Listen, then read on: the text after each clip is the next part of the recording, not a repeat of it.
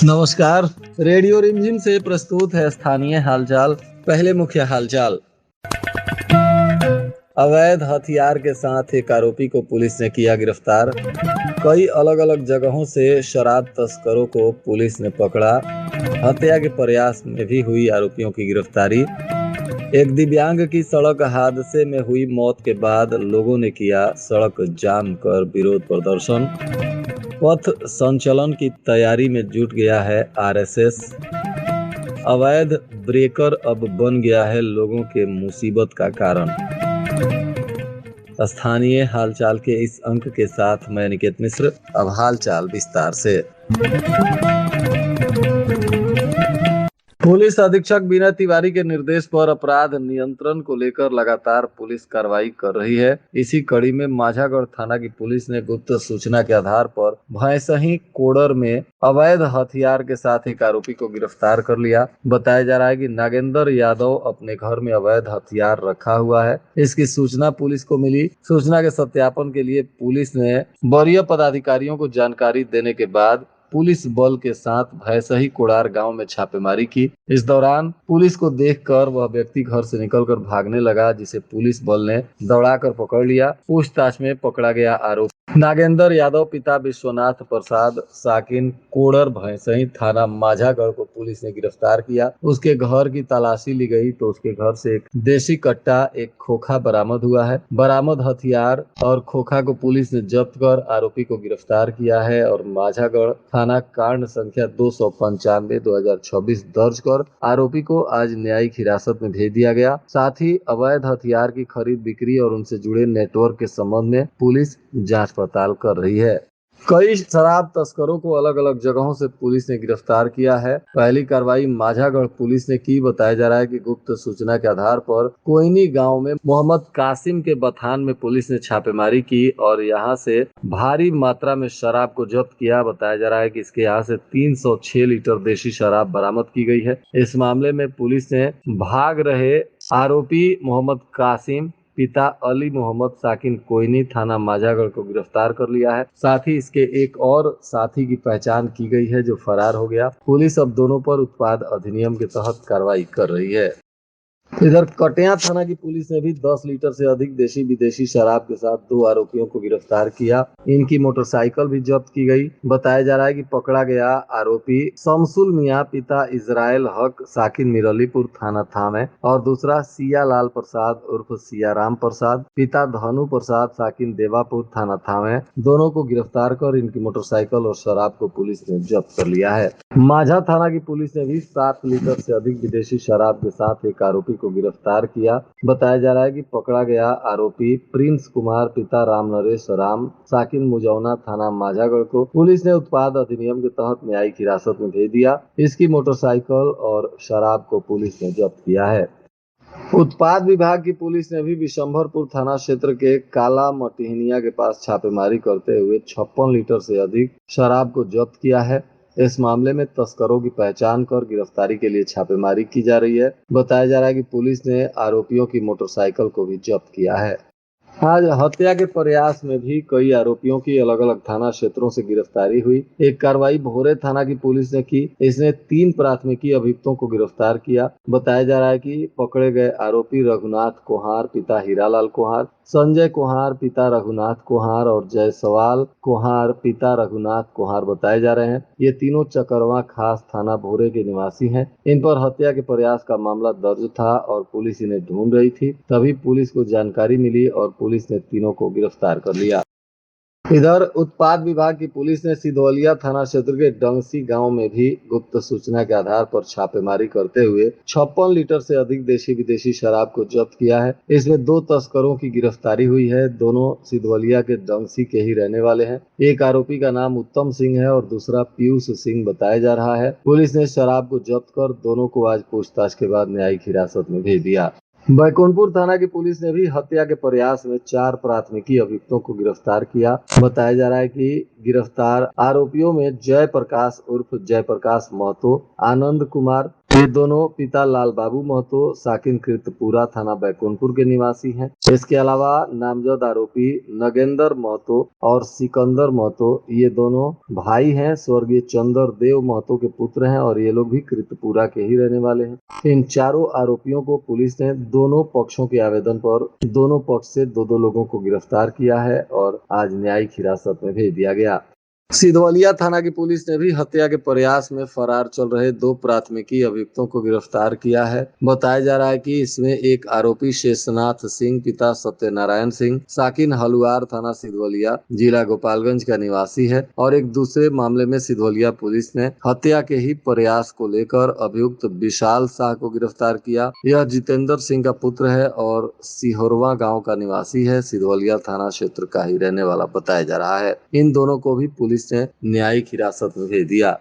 नगर थाना क्षेत्र के मुकेरी टोला गांव के पास नेशनल हाईवे पर एक सड़क हादसा हो गया। बताया जा रहा है कि सड़क पार कर रहे एक दिव्यांग को तेज रफ्तार डंपर ने कुचल दिया। हादसे में मौके पर ही दिव्यांग की मौत हो गई। मृतक की पहचान नौका टोला भेड़िया गांव निवासी राजेंद्र चौधरी के पुत्र मनोज यादव के रूप में हुई है। घटना के बाद आक्रोशित ग्रामीणों ने NH 531 को जाम कर विरोध प्रदर्शन शुरू कर दिया। सूचना मिलते ही नगर थाना और थामे थाना की पुलिस मौके पर पहुंची। लोगों को समझा बुझाकर शांत कराया जा रहा था। थाने की अंचलाधिकारी कुमारी रूपम शर्मा भी घटना स्थल पर पहुंचकर ग्रामीणों को समझाने बुझाने में जुट गई थी। बताया जा रहा है कि काफी मशक्कत के बाद स्थिति को नियंत्रित किया गया। मृतक के शव का पोस्टमार्टम कराने के बाद परिजनों को सौंपा गया है और इस मामले में आगे की विधिक कार्रवाई की जा रही है। जिले में अघोषित रूप से अवैध ब्रेकर कई लोगों के जान पर आफत बरसा रहा है। जिले में आज जगह जगह लोग सड़क के किनारे अपना घर बना लेते हैं और घर के आगे एक ब्रेकर बना देते हैं और ब्रेकर भी ऐसा वैसा नहीं, बिजली विभाग के पोल को चोरी कर और उसको ही सड़क पर डालकर ब्रेकर बना दिया जाता है। यह ब्रेकर इतना जानलेवा साबित होता है कि जिले में कई लोगों की जान भी चली गई है। इस ब्रेकर से गुजरने वाला व्यक्ति काफी मुसीबत को मोल लेते हुए अपनी गाड़ी पार कराता है। कई गाड़ियों का इंजन और चेचिस तक इस ब्रेकर में चिपक जाता है और उसमें रगड़ कर डैमेज होता है। इस ब्रेकर ने लोगों को मुसीबत में डालना शुरू कर दिया है। जिला प्रशासन के तमाम पदाधिकारी भी पूरे इलाके में जगह जगह दौरा करते हैं, इस अवैध ब्रेकर से भी होकर गुजरते हैं, परंतु प्रशासनिक स्तर से इस पर कोई कार्रवाई नहीं की जाती है और ऐसे ब्रेकर रात्रि में या किसी आदमी के थोड़े से नजर में चूक होने से उनकी गाड़ी गिर जाती है, वे जख्मी भी हो जाते हैं। इस अवैध ब्रेकर को लेकर लोग अब जगह जगह सरकार से मांग कर रहे हैं कि जिला प्रशासन ऐसे ब्रेकरों पर कार्रवाई करे। जो लोग भी अपने घर के सामने बिजली का पोल लगाकर ब्रेकर बनाए हैं उन पर सख्त कार्रवाई की मांग हो रही है। बिजली का पोल लगाकर ब्रेकर बनाना एक तो खुद में ही बहुत बड़ा गुनाह है। बिजली के पोल को चोरी कर उसे सड़क पर ब्रेकर के तरह इस्तेमाल करने वाले बहुत बड़े गुनाहगार हैं और इन पर अच्छी सख्त कार्रवाई होनी चाहिए। राष्ट्रीय स्वयंसेवक संघ गोपालगंज की जिला इकाई गोपालगंज शहर में छत्रपति शिवाजी महाराज के राज्याभिषेक दिवस के अवसर पर पथ संचलन का कार्यक्रम आयोजित करने जा रहा है। बताया जा रहा है कि 5 जुलाई यानी रविवार को सभी स्वयंसेवक संघ के सदस्यों को पूर्ण गणवेश के रूप में शाम 3:30 बजे कमला राय कॉलेज के विज्ञान संकाय में एकत्रित होने को कहा गया है। वहां से RSS का पथ संचलन कार्यक्रम शुरू होगा जो पूरे शहर में घूमते हुए भगत सिंह चौक नगर थाना के पास पहुंचेगा। इसको लेकर तमाम लोगों से राष्ट्रीय स्वयंसेवक संघ के सदस्यों ने पथ संचलन कार्यक्रम में हिस्सा लेने की अपील की है। सभी सदस्यों को पूर्ण गणवेश में आने को कहा गया है।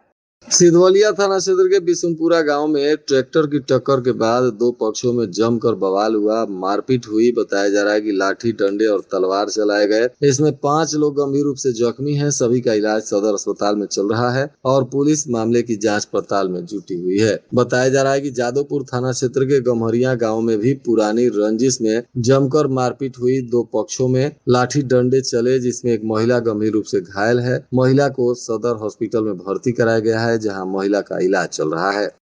गोपालगंज के नव पदस्थापित सिविल सर्जन डॉक्टर इजराइल सदर अस्पताल का औचक निरीक्षण कर रहे थे। आज उन्होंने emergency, ICU, pink ward, labour ward समेत सभी प्रमुख वार्डों का निरीक्षण किया, जायजा लिया। स्वास्थ्य सेवाओं और साफ सफाई तथा मरीजों को मिल रही सुविधाओं की उन्होंने समीक्षा की। लापरवाही नहीं बरतने और व्यवस्था बेहतर करने के लिए अधिकारियों और कर्मचारियों को उन्होंने आवश्यक दिशा निर्देश भी दिया।